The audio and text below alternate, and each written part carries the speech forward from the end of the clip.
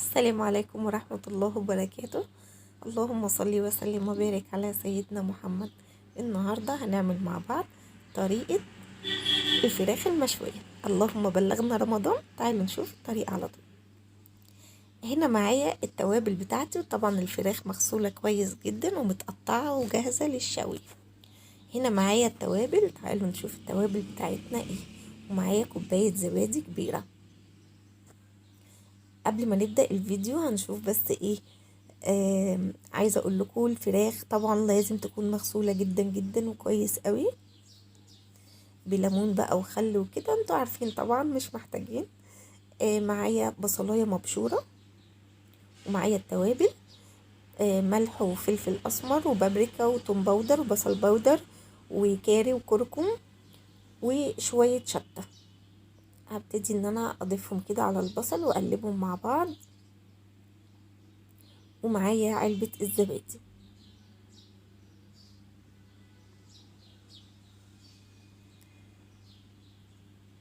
بعد ما ضفت بقى علبة الزبادي والبصل والتوابل بتاعتي هقلبهم. عايزة اقول لكم ريحتهم حلوة جدا جدا، التتبيلة تحفة.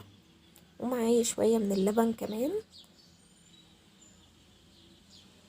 بيخليها حلوة جدا جدا، بتبقى طرية كده وحلوة قوي. طبعا الزبادي كمان بيخليها طرية جدا. هقلب بقى كل ده كويس جدا زي ما احنا شايفين بالشكل ده. وهبتدي اضيف الفراخ،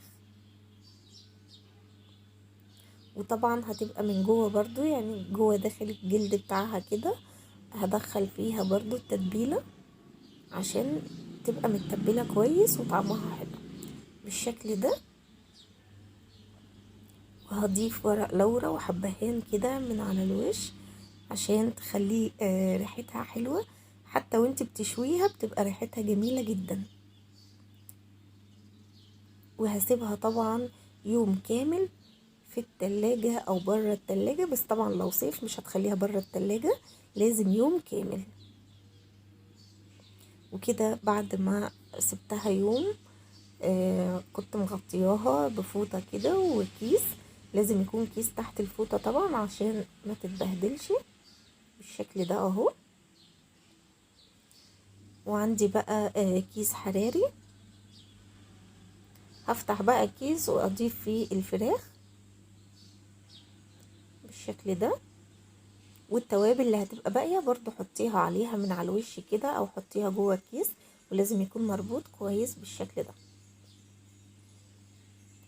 هبتدي بقى ان انا افتح كده بالسكينه من فوق. طبعا زي ما احنا شايفين حطيناها في صينيه.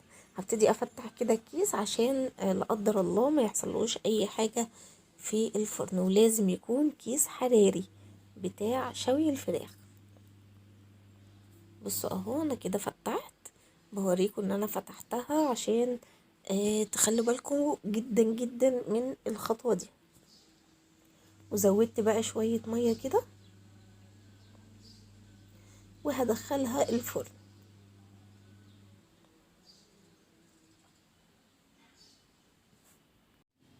هنتابع طبعا كل ما نلاقي المية نشفت نزود شوية لحد ما الفراخ تتشوي معانا تماما. بصوا بقى الشكل الجميل بتاعها، وعايزة اقول لكم التتبيلة تجنن بجد والله، طعمها حلو جدا جدا. طبعا عملت بقى معاها طاجن ورق عنب كده، وبتنجان محشي برضو، وشوية لسان عصفور كده. بجد أكلة حلوة جدا. عايزة أقول لكم الفراخ بالطريقة دي تحفة، جربيها. ومنتظرة الكومنتات الجميلة بتاعتكم. ما تنسوش تدعموني باللايك الحلو وتفعيل الجرس ليظهر لك كل جديد. اللهم بلغنا رمضان، كل عام والجميع بخير. يا رب تكون الطريقة عجبتكم. وما تنسوش الجروب بتاعي اسمه تعشرب شاي على الفيس، شرفوني عليه. استودعكم الله. السلام عليكم ورحمة الله وبركاته.